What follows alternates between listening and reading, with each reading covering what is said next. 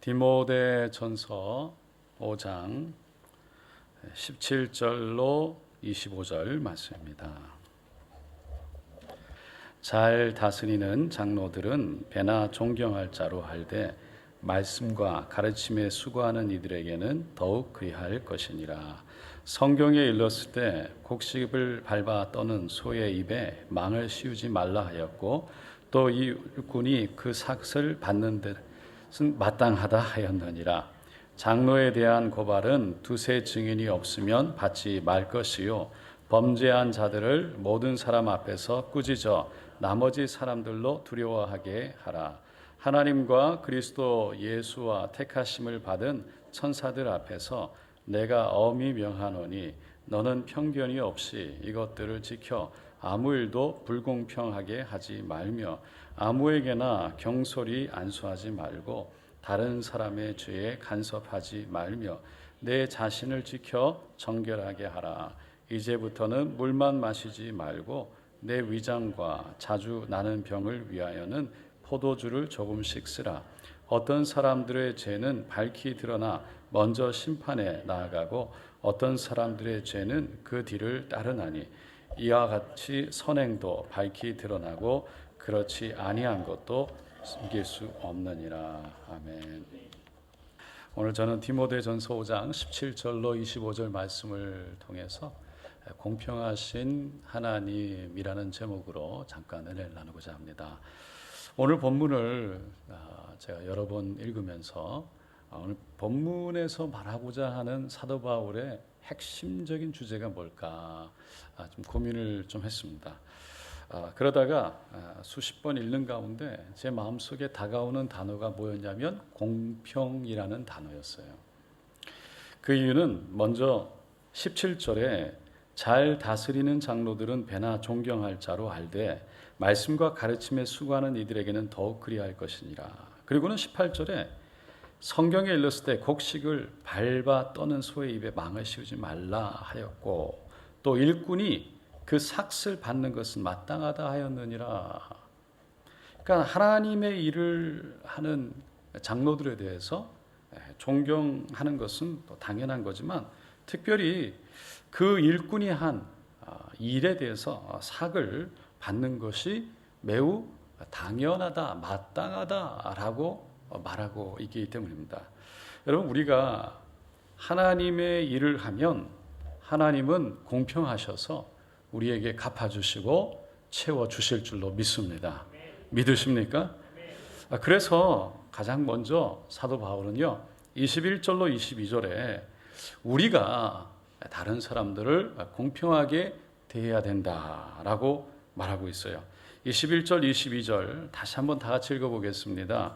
하나님과 그리스도 예수와 택하심을 받은 천사들 앞에서 내가 엄히 명하노니 너는 편견이 없이 이것들을 지켜 아무 일도 공평하게 하지 말며 불공평하게 하지 말며 아무에게나 경솔히 안수하지 말고 다른 사람의 죄에 간섭하지 말며 내 자신을 지켜 정결하게 하라. 사도 바울이 말하는 공평에 대한 것은요 다른 사람들을 대할 때 편견 없이 하라라는 거예요. 그러니까 편견 없이 하라라는 것은 다른 사람들을 외모로 취하지 마라. 있고 없고에 취하지 마라. 뭐 입은 것에 대해서 취하지 마라. 밖으로 드러나는 모습 때문에 그렇게 이렇게 저렇게 대하지 마라라는 말이죠. 그러니까 똑같이 사람을 존중함으로 똑같이 대해라라는 거예요. 여러분, 우리가 이렇게 좀 생각해 보면 사람을 좀 외모로 판단하는 경향이 좀 있지 않을까요? 얼마 전 일이에요. 초등학생 자녀를 둔 부모가요.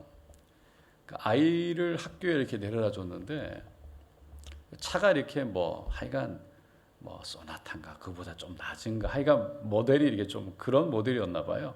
근데 애를 그렇게 내려주니까 친구가 그걸 보고 그 애를 그렇게 너 부모는 이렇게 타고 다니냐 이 차 그러면서 그렇게 초등학생이 그 애를 그렇게 괴롭히고 왕따를 시켰다는 거예요. 그래서 아빠가 당장 그 얘기 듣고 가서 제네시스를 1억 주고 뽑았답니다. 그랬더니 아이들이 아빠가 제네시스 타고 다녀요. 대하는 게 바뀌었대요. 이게 아이들이 현재 한국의 어른들을 보고 따라하는 거죠. 제가 호주에 와서 한 6년 살다가 한국에 처음으로 나가게 됐어요. 그때 그러니까 이제 외할머니 그리고 또 이모님이 부산에 사셨거든요. 그래서 할머님 댁에 가서 이렇게 좀 있다가 가깝게 사시니까 제가 이제 아침에 일어나서 이모님 댁을 간다고 제가 청년 때입니다. 이렇게 간 거예요. 근데 반바지 이렇게 좀 헐렁한 반바지 같은 거 하나 입고 위에 그냥 티셔츠 이렇게 그냥 막 입는 좀 이렇게 늘어지고 이렇게 그냥 편안하게 입고 호주에서는 그렇게 하고 스레빠 신고 이렇게 다니잖아요. 이렇게 밖에 나가면 그냥 반바지에 티셔츠 하나 입고 슬리퍼 신고 이렇게 돌아다니는데 저는 호주에서 하던 대로 그렇게 하고 그리고 그날 아침에 비가 와서 비가 올 것 같아서 긴 우산을 하나 들고 그리고 한국 갈 때 그때만 해도 제가 이렇게 늘 아버님이 쓰시던 옛날 오래된 007 가방 이렇게 밤색 이렇게 이거를 그때 제가 그 안에 뭐 이렇게 좀 중요한 것들 넣고 그러고 이렇게 간 거예요. 이렇게 길을 걸어가다가 옆에 보니까 그 당시에 캘빈 클라인이라는 청바지가 많이 유행했습니다. 그래서 제가 없어서 보니까 한국에 하면 좀 싼가 그래서 이렇게 들어가 봤어요. 그랬더니 옆에 이제 두 사람이 지키고 있다가 한 사람은 좀 나이가 많은 주인 같고 옆에 아가씨가 있는데 그 주인 아주머니가 저 이렇게 들어가서 이렇게 보니까 이러는 거예요. 이상한 애 왔으니까 빨리 가봐 이거예요. 그러니까 아가씨가 이러고서는 오더라고요. 그래서 뭘 도와드릴까요? 그래서 아니 그냥 구경한다고 그러니까 뭘 한 바퀴 들고 왔는데 막 따라다녀 이렇게 막 그래서 이상해서 전 나왔어요. 그래가지고 이모님 댁에 갔더니 이모님이 저를 이렇게 그 반바지 슬리퍼에 티셔츠에 우산 하나 들고 007 가방 들고 청년이 젊은 애가 그러고 보니까 니 그러고 왔나 이러시는 거예요. 뭐 그때 좀 제가 이상한 걸 느꼈어요. 뭐 제가 켈빈 클라인 해서 갔더니 뭐 아주머니가 막 이러더라 이렇게 했더니 막 박장대소하면서 웃으면서 한국에서 그러고 다니면 안 된다고 그래가지고 가가지고 켈빈 클라인 가서 애가 조카인데 그 외국에서 와서 이렇다고 그러면서 같이 웃고 청바지 하냐 사 입고 나온 적이 있습니다. 그게 이 밖으로 드러나는 모습 뭐 좀 제가 좀 그때는 좀 심하긴 했지만 이게 좀 굉장히 중요한 것 같아요. 근데 우리가 외모를 가지고 좀 편견을 가지는 이유가 체면 문화 때문이 아닐까 생각해요. 체면 문화는요 밖으로 드러나는 걸 굉장히 중요하잖아요. 그래서 결혼할 때도 요즘엔 많이 좋아졌다고 그러는데 상대방이 뭘 얼만큼 해와야 내가 자존심도 안 상하고 또 내가 얼마만큼 해가야 내가 또 자존심이 안 상하나. 그러니까 밖으로 드러나는 게 너무 중요한. 차를 살 때도 나에게 필요하고 내 형편에 맞는 필요한 걸 사는 게 아니라 내가 타고 다니면 얼마나 좀 밖으로 내가 좀 드러나나. 그게 어떻게 보면은 좀 자동차를 고르는 매우 중요한 어떤 그런 게 중요하지 않다기보다 그런 걸 좀 중요하게 우리가 생각하지 않느냐는 거죠. 그러다 보니까 다른 사람들의 눈에 내가 어떻게 보여지는지에 대한 것이 좀 많이 중요해지는 것 같아요. 그러다 보니까 내가 내 자신이 다른 사람들에게 어떻게 보여지는가, 내가 이렇게 하면 다른 사람들에게 좋게 보이고 이렇게 하면 저렇게 하면 다른 사람들에게 좋지 않게 보이겠지.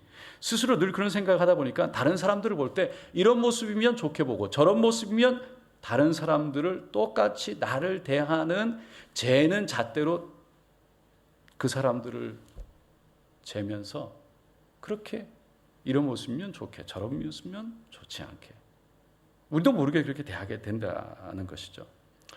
제가 여기에서 대학을 다니다가 중간에 잠깐 그 힐송에서 했던 신학교에 다닌 적이 있습니다. 그때 호주에 온 지 뭐 한 3년, 4년 정도밖에 안 됐으니까 영어가 잘 이렇게 어려웠죠. 그러다 보니까 친구가 별로 없었어요.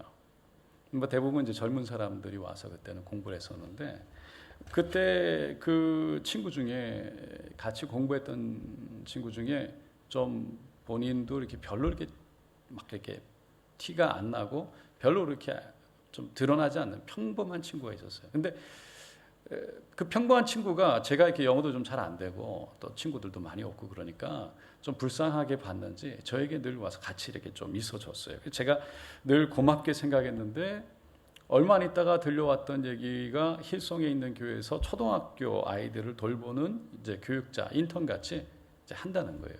그리고서 또 제가 미국 갔다 왔더니요, 이 친구가 그걸 내려놓고 골드코스트에 가가지고 교회를 개척했는데 개척한 지 얼마 되지 않아가지고 한 2,000여 명 정도가 이렇게 모인다는 거예요. 그래서 골드코스트에서 가장 큰 교회가 됐다는 거예요. 그러니까 그때 제가 공부할 때 봤던 청년 그 모습을 아니까 어이구 그런 얘기를 들으니까 사람이 확 달라 보이는 거예요. 여러분 사람이요 누가 어떻게 변할지 모르는 것 같아요. 처음에 저도 교회에 왔을 때 고등학생 한국에서 온 영어 못하는 그 청년이 나중에 목사가 될지 누가 알았겠어요? 여러분 자신들도 마찬가지 아닙니까? 어렸을 때 청년 때 그렇게 우리가 힘들게 있을 때 누가 여기에 호주에 와서 지금 이렇게 건실하게 또 훌륭하게 세워질 것에 대한 모습을 우리의 모습을 우리 자체도 또 누가 그렇게 상상했겠어요? 우리 주위의 사람들도 마찬가지라는 거예요.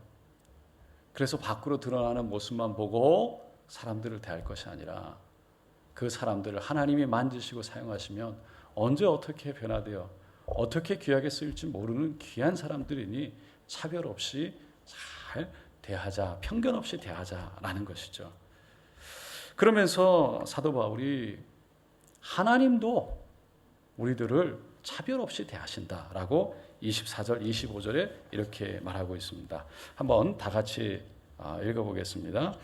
어떤 사람들의 죄는 밝히 드러나 먼저 심판에 나아가고 어떤 사람들의 죄는 그 뒤에 따르나니 이와 같이 선행도 밝히 드러나고 그렇지 아니한 것도 숨길 수 없느니라. 하나님은 공평하시기 때문에 감추시지 않는데요. 한 대로 드러나게 하신대요. 착한 일도 드러나게 하시고 선행도 드러나게 하시고 악한 일도 드러나게 하셔서 하나님은 행한 대로 갚아주신다는 거예요. 할렐루야. 제 이야기를 해서 뭐 이렇게 조금 죄송한데 그냥 제 얘기를 잠깐 할게요. 제가 대학교를 다니면서 교회를 섬길 때는 뭐 평범한 청년이었죠. 그때는 다른 거 없습니다. 그냥 교회가 너무 좋았어요. 교회 오면 제 집 같고 너무 마음이 편했어요. 그래서 시험을 보고 나면 이게 다른데 시험 봤다고 놀러 가는 게 아니고 그냥 교회를 먼저 왔어요. 교회에 와 있는 게 편했어요. 그리고 시험 공부한다고 하지 못한 일들 쭉 정리하고 그 청년부의 이렇게 여러 가지 일들을 이렇게 정리하고 생각하고 기도하고 그랬죠. 방학 때가 되면 더 바빠졌었어요. 돈이 없어서 못 가기도 했지만 그땐 진짜 여행도 한 번도 못 갔고 또 일도 아르바이트도 하지 못했어요. 왜냐하면 수련회가 방학이 되면 늘 어렸을 그 아이들부터 수련회가 있고 또 우리가 선교도 있지만 특별히 수련회에 한 3군데는 기본적으로 갔던 것 같아요. 그러니까 우리 수련회도 가고 뭐 초등부, 중고등부 늘 다니면서 돕고 섬기고 그러니까 거기에 수련회를 하려면 보통 한 2, 3주는 저녁에 모여서 기도를 하니까 그렇게 기도하고 또 또 섬기는 데 가서 또 1주일, 2주일, 3주일 그러다 보면 사실 방학이 금방 지나가 버려요. 네, 금방 지나가 버려요. 그래서 보통 그렇게 방학들을 지냈는데 이 학교 다니면서도 그때는 누가 뭐 이사 간다. 또 청년들이 차가 없고 또 그때는 유학생도 많고 그러니까 이사 간다 그러면 그냥 그 짐차 빌려가지고 같이 이사하고 짐 나르고 그게 그냥 제가 좋아서 했던 것 같아요. 도와주고 그러면 그게 그냥 좋았던 것 같아요. 교회에서 결혼식 하면 책상 나르고 뭐 의자 나르고 세팅하고 끝나면 설거지하고 금요일 날 내지 토요일 날 교회에서 청년부 예배 모이면 모여서 같이 예배 드릴 때 찬양 준비하고 뭐 세팅하고 끝나면 설거지하고 그리고 차가 보통 제가 처음에 청년부 할 때 한 20명 30명 나올 때 차가 딱 2대 있었거든요. 그러니까 픽업 다 하고 뭐 늘 그렇게 살았던 것 같아요. 뭐 차가 없으면 뭐 2대니까 그야말로 그때는 안 다녀본 데 없이 시드니를 뭐 디와이서부터 헌스비, 블랙타운, 캠시까지 전체를 다 다녔는데 그때 그렇게 열심히 했던 것 같아요. 근데 제가 돌아서서 지금 생각해 보니까 하나님께 드린 것은 공짜가 없더라. 그런 생각이 드는 거예요. 제가 늘 그때 생각하고 지금을 돌아보면 하나님께 뭐 물론 이것만이 아니라 늘 생각하는 것들이 몇 가지가 있는데 이게 사실 저만 그런 게 아니에요. 제가 목사가 돼서 많은 대개 신방 가고 또 간증들을 들어보면 다 하나같이 똑같은 말씀이에요. 간증들이 하나님 앞에 헌신하고 하나님 사랑하고 그렇게 기도하고 하나님 앞에 드렸더니 하나님이 다 갚아주시더라. 하나님이 정말 복을 주시더라. 이거를 저만이 아니고요. 각자 다 똑같은 간증이더라고요. 제가 하나님 앞에 드려가지고 망했다는 얘기는 진짜 못 들어봤어요. 여러분, 근데 가끔 우리가 살면서 하나님이 공평하지 않은 것 같아 라고 느낄 때가 있지 않습니까? 언제죠? 내가 이렇게 드렸는데 하나님 왜 이것밖에 안 주세요? 라는 생각이 들 때가 있는 거죠. 그때죠. 마태복음 20장에 보면 그렇게 딱 한 사람이 있어요. 천국에 대해서 예수님이 비유를 드셨는데 1절에 천국은 마치 그러면서 그 비유를 드세요. 품꾼을 얻어 포도원에 들여보내려고 이른 아침에 나간 집주인과 같다는 거예요. 그 집주인이 천국과 같은데 뭐냐면 아침에 새벽같이 나와가지고 일꾼들을 포도원에 들여보내는데 한 데나리온씩을 주기로 약속하고 구하는 거예요. 아침에 오전 9시, 12시, 3시, 5시에 가가지고 사람들을 데리고 포도원에 들어와서 일을 하게 해요. 근데 오후 6시쯤 돼가지고 사람들을 불러 모아서 품삯을 주려고 하는데 5시부터 온 사람, 3시, 12시, 9시에 온 사람들을 거꾸로 줄을 세워가지고 주기 시작하는 거예요. 그런데 이 5시에 온 사람, 1시간밖에 일하지 않은 사람도 똑같이 한 데나리온, 3시에 온 사람도 한 데나리온, 12시, 9시에 온 사람도 한 데나리온을 주는 거죠. 그러니까 9시에 온 사람이 이렇게 얘기합니다. 성경에. 왜 앞에 1시간밖에 일하지 않았는데 하루 종일 일하고 더위를 견딘 나에게 왜 똑같이 주셨습니까? 이거예요. 그러니까 우리를 더 많이 주세요 라고 얘기한 게 아니고 왜 저들을 우리하고 똑같이 더 많이 줍니까? 왜 저 사람들을 더 많이 줍니까? 라는 거예요. 여러분, 저 사람들을 많이 주는 거는 괜찮은데 우리도 좀 더 주세요. 이게 아니고 할렐루야. 이거 하고 왜 저 사람들 많이 줘요? 라고 말하는 거하고는 차이가 있잖아요. 무슨 말인지 아시겠어요? 근데 주인이요 그렇게 저 사람들 많이 줘서 감사합니다. 나도 좀 더 주세요. 이렇게 말하지 않고 저 사람들 더 주면 안 되죠. 그러면 불공평하죠. 라고 말하는 그 9시 12시 온 사람들에게 친구여 내가 너에게 잘못한 것이 없느라 너가 나와 한 데나리온의 약속을 하지 아니하였느냐. 너 것을 가지고 가라. 나중 온 이 사람에게 너와 같이 주는 것이 내 뜻이니라. 내 것을 가지고 내 뜻대로 할 것이 아니냐. 내가 선함으로 너가 악하게 보느냐. 그러니까 이 말씀의 기준은요. 그러니까 핵심은 공평이라는 하나님의 기준은 사람들에게 있는 것이 아니라 하나님께 있다라는 것을 가장 먼저 얘기하고 싶은 거예요. 그러니까 축복의 근원은 하나님이시라는 거예요. 하나님이 주신다는 거예요. 그래서 그 축복을 주시는 것을 결정하고 축복을 힘들고 불쌍하고 어려운 사람들에게 더 주는 거에 대해서 하나님 입장에서는 내가 너에게 필요한 만큼 개인적으로 주는 것이지 너에게 필요한, 너에게 약속한, 너에게 충분한 것을 줬으면 그게 너에 대한 하나님의 은혜요 축복이지 왜 다른 사람에 대한 것에 대해서 자꾸 얘기를 하느냐는 거예요. 여러분, 하나님의 공평은 하나님과 나와의 관계 가운데 나에게 하나님이 나에게 하나님이 주신 것을 허락하는 게 공평인데 근데 그걸 보지 못하고 자꾸 다른 사람을 보면서 왜 저 사람을 더 많이 주세요? 그러니까 하나님이 보이지 않고 자꾸 주위의 사람들이 보면서 저 사람 더 많이 주니까 안 되는 거 아니에요? 그러니까 비교하게 되는 거죠. 비교하는 게 공평이 아니라는 거예요. 하나님 앞에서는. 나에게 주어진 축복이 족하면 하나님께서 나에게 주신 것이 족합니다라는 은혜의 고백이 나와야 되는데, 다른 사람들과 비교하는 순간 자꾸만 나에게 충분히 하나님이 족하게 주셔서 은혜가 있음에도 불구하고 다른 사람을 보는 순간 은혜가 사라지는 거죠. 그러니까 그것이 더 이상 공평하게 은혜로 다가오지 않는 거죠. 여러분, 하나님은 우리 인생의 주권자이신 줄로 믿습니다. 그러니까 내가 한 만큼 하나님이 허락하신다. 하나님이 나에게 주시는 거예요. 근데 그 공평을 다른 사람들과 공평하게 자꾸 다른 사람들과 비교하면 당연히 하나님이 불공평하게 보이죠. 그러니까 공평의 기준은 하나님께 둬야 되는데 우리에게 둬서 우리가 판단하기 시작하면 결국은 공평하지 않게 되는 거죠. 오늘 본문에 보면 그래서 22절에 아무에게나 경솔히 안수하지 말고, 그러니까 아무나 하지 말고, 그러니까 아무나 더 주지 말고, 아무나 막 하는 게 아니라 다른 사람의 죄에 간섭하지 말며, 그러니까 다른 사람들이 뭐 어떻게 됐다 저렇게 됐다 판단하고 그 사람들을 어떻게, 그래서 자신을 지켜 정결하게 하라.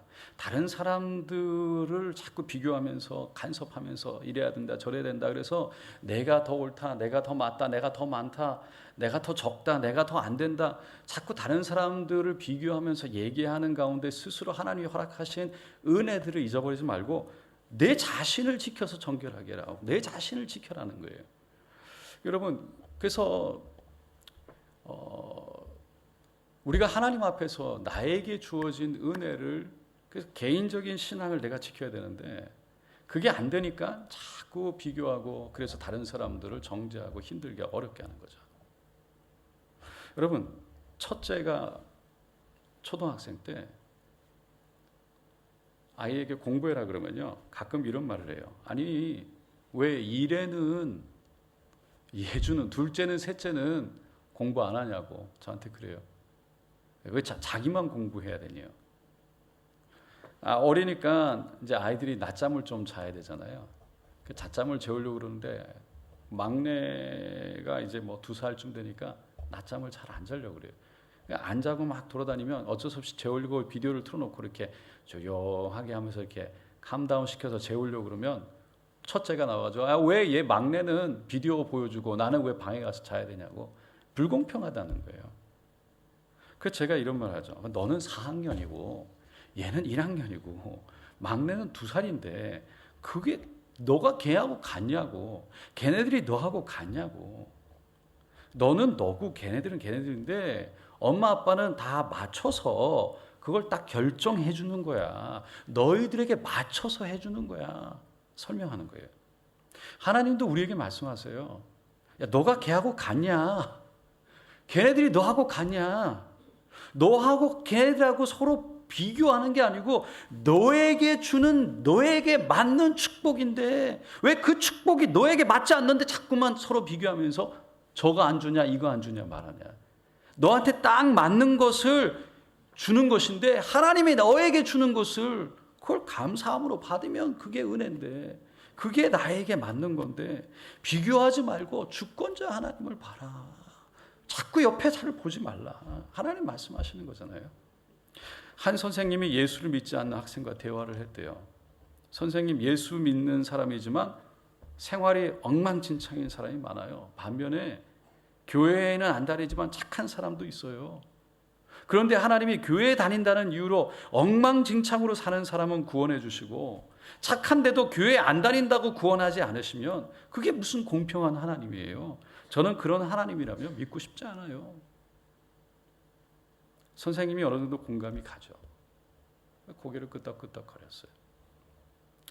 내가 생각해도 착한 사람을 구원해 주는 건 참 좋은 일인 것 같다.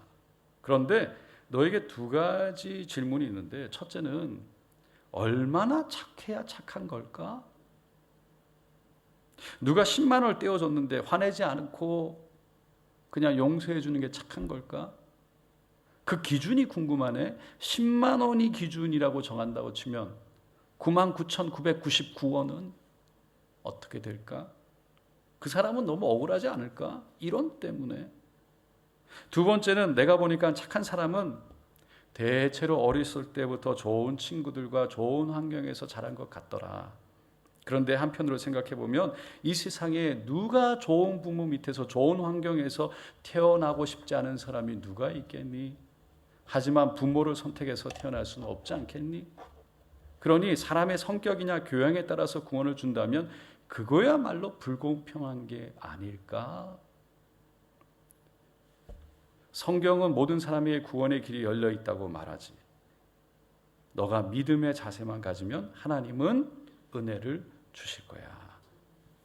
다시 말해서 선생님이 마지막에 어떤 부모 밑에서 태어났든지 어떤 인격을 갖고 있든지 구원은 믿음으로 예수를 모셔드려 예수님과 함께 살아가기로 결단하고 결심하고 그 은혜를 아는 사람에게 주어지는 거란다. 여러분, 우리가 잘 아는 송명희 시인이 있죠. 송명희 시인. 이분은 태어나면서부터 소아마비가 아니고 뇌성마비예요. 뇌성마비를 알았기 때문에 온몸이 뒤틀렸잖아요. 하루 종일 어렸을 때부터 누워 있었어요. 아무것도 못했어요. 한글도 깨우치지 못했어요. 아무도 만져주는 사람이 없었죠. 근데 그분이 쓴 책 중에 나는 황제보다 하인이 부럽습니다. 그러니까 황제처럼 시키고 아무것도 못하고 가만히 있는 자신이 좋은 게 아니고 하인처럼 돌아다니고 일하고 움직이고 손을 쓰고 발을 쓰고 섬길 수 있는 그 하인이 오히려 나는 부럽습니다. 라는 고백이에요. 아무것도 못하니까. 근데 그 글에 이런 글이 나와요. 20대가 될 무렵 대학생이나 직장인이 되어 자신의 꿈을 펼쳐가는 동갑내기 다른 이들과는 달리 나는 늘 방 안에서 기도 생활만 하는 초라하고 비참하기까지 한 내 자신을 한탄하며 절규했다. 나는 아무것도 없어요. 자유롭지 못한 몸, 배운 것도 가진 것도 없고. 그러면서 하나님 앞에 기도한 거죠. 불공평해요, 하나님. 저 다른 애들은 저렇게 다 대학 다니고 살아. 나는 이게 뭐예요? 그런 나에게 주님은 기름을 부으시며 나를 쓰겠다고 하셨지만 현실은 절망적이었고 주님은 시를 불러주셨다. 말하는 대로 써라. 나 가진 재물 없으나, 나 남이 가진 지식 없으나, 나 남에게 있는 건강이 있지 않으나, 나는 왼손에 토막 연필을 쥐고 엎드려서 울면서 써내려갔다. 나 남이 못 본 것을 보았고 공평하신 하나님이 나 남이 가진 것 나 없지만 나 남이 없는 것을 갖게 하셨네. 너무 엉뚱하신 말씀에 기가 막혀서 도저히 쓸 수가 없었다. 그분이 쓴 얘기예요. 폭발하는 울음을 발산하며 소리쳤다. 아니요. 난 못 쓰겠어요. 하나도 공평해 보이지 않아요. 뭐가 공평해요? 내겐 아무것도 없잖아요. 하나님은 공평하지 않아요. 시키는 대로 공평하신 하나님이라 써라. 그렇게 치열하게 공방전을 벌리다가 결국은 하나님의 고집이 승리하셨다. 그런 형태로 시를 썼다. 단어 하나라도 내 마음대로 할 수 없었고 내 마음대로 하더라도 다시 지우고 불러주시는 대로 모은 것이 몇 건의 노트가 되어 갔다. 그 외에 몇 가지 이야기들이 있는데 여러분, 이분의 입장에서 뭐가 공평하겠습니까? 여러분, 우리 인생을 보면서 뭐가 공평합니까? 사람이 가진 것으로, 내가 뭘 가진 것으로 얘기를 하면 우리보다 얼마나 좋은 사람들이 많은데, 많이 가진 사람들이 많은데 뭐가 공평합니까? 그렇게 생각하면 당연히 내가 더 가졌을 때 하나님 공평하십니다 라는 얘기가 나오죠. 내가 더 가졌으니까 하나님 공평하십니다. 은혜가 있는 것 같죠. 내가 다른 사람보다 없다고 하는 순간 공평하지 않아요. 하나님의 은혜를 잊어버리는 순간, 하나님이 나에게 부어주신 은혜를 잃어버리는 순간, 하나님은 공평하지 않은 하나님이 되어버리죠. 여러분, 공평하다는 게 뭘까 한번 생각해 보세요. 하나님은 우리 모두에게 똑같이, 공상당같이 똑같은 옷 입히고, 똑같은 거 먹이고, 똑같은 생각하게 하고, 똑같은 삶을 살게 하고, 그게 아니에요. 다 사람마다 자유의지를 줬고, 사람마다 나름 지혜와 선택과 그리고 열심히 살아가는 정도를 통해서 스스로 발전해 나가며 개발하고 스스로 자기 일들을 이끌어가면서 그 안에 하나님과의 관계 속에 하나님의 은혜를 경험하며 살도록 허락하신 거예요. 그래서 공평한 거예요. 할렐루야. 진짜 우리가 가진 걸 가지고 다른 사람하고 비교해서 똑같이 가져야지만 공평하다? 그거는 있을 수도 없고 있어도 절대 공평하지 않은 거예요. 사랑하는 성도 여러분, 그런 것이 아니라면 공평이, 진짜 공평은 제가 계속 말씀드리듯이 하나님이 나에게 개인적으로 찾아오셔서 나에게 족한 은혜를 주신 하나님, 다시 말해서 내가 행하고 심고 뿌리고 내가 드린 것들을 하나님이 갚아주시고 그대로 행하셔서 나에게 가장 맞는 것을 주시는 그 하나님, 내가 드린 것에 대해서 절대로 공짜가 없고 내가 드린 것에 절대로 잊지 아니하시며 그 하나님을 바라보고 믿음으로 걸어가는 그 길 때문에 결국은 하늘의 소망과 천국을 가지게 하시는 그 하나님의 은혜가 결코 실수가 없고 변함이 없다는 그 약속이 공평하신 하나님이라는 거예요. 할렐루야. 우리 하나님은 우리가 예수를 알고 믿음으로 나가면 반드시 구원하실 뿐만 아니라 뿌리고 심은 대로 거두게 하시는 하나님이신 줄로 믿습니다. 그 하나님을 우리가 공평을 다른 사람들과 비교해서 고백되어지는 공평이 아닌 나에게 허락하신 하나님의 은혜가 너무 커서 나 같은 죄인을 구원하신 하나님의 은혜가 너무 커서 나와 함께 하시는 하나님의 은혜가 너무 커서 그렇게 고백되어지는 나의 공평하신 하나님, 나의 하나님으로 그렇게 고백되어 주시기를 예수님의 이름으로 축원드립니다.